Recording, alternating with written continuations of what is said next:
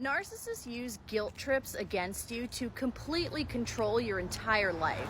They have no problem using your empathy against you and guilt tripping you constantly. And then gaslighting you into thinking that you're the dramatic one, you're the abuser, and you're the one who needs to fix themselves. They're able to control you with guilt because they have a perpetual victim narrative where they are the victim in every single situation, and they have a lack of empathy. So they will do and say anything in order to get what they want. The reason why guilt trips are so effective on you is because you are somebody who puts everybody else above yourself. You might even be a people pleaser. You are willing to forgive a lot of things because you just feel so guilty. And so you sweep a lot of their atrocious behaviors under the rug in order to salvage the relationship. But you'll notice that when you're constantly ruled by guilt trips, you start to completely lose yourself.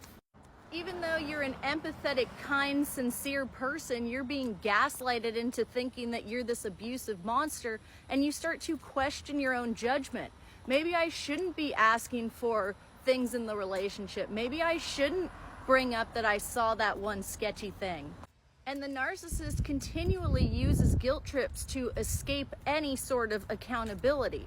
So when you try to bring up some topic like, hey, you didn't pay your rent this month, you really need to do that, I thought we were a partnership, you'll get some kind of excuse. You know how hard it's been for me at work. Things are so much easier for you. If I had your childhood, I'd be paying rent. Don't you think I want to pay the rent on time? And somehow, even though you were just asking for your fair share, you feel guilt, you feel shame.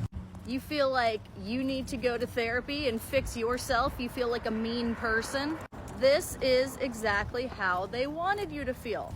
Because a narcissist knows the more guilt you feel, the less likely you are to ask them for stuff, and you are a lot easier to manage. They would prefer to get to the point where they don't have to do anything. They don't have to hold a job. They don't have to help with the children. They don't have to help around the house. They don't have to deal with you and your pesky little emotions in their mind.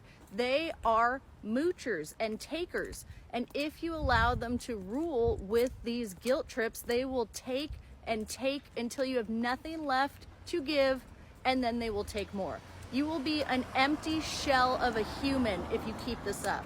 So the best way to preserve yourself is to start to unapologetically put up strong boundaries. Push through the guilt for a little bit. If it's stuff that you don't want to do, that goes against your moral compass, or that would take you away from your job, your children, your healthy relationships, just tell them no. They're not going to like it. They hate the word no, but it's the only way to preserve your time, energy, and mental health. I do have a new book called Navigating Narcissists on Amazon. The link to that is in my bio.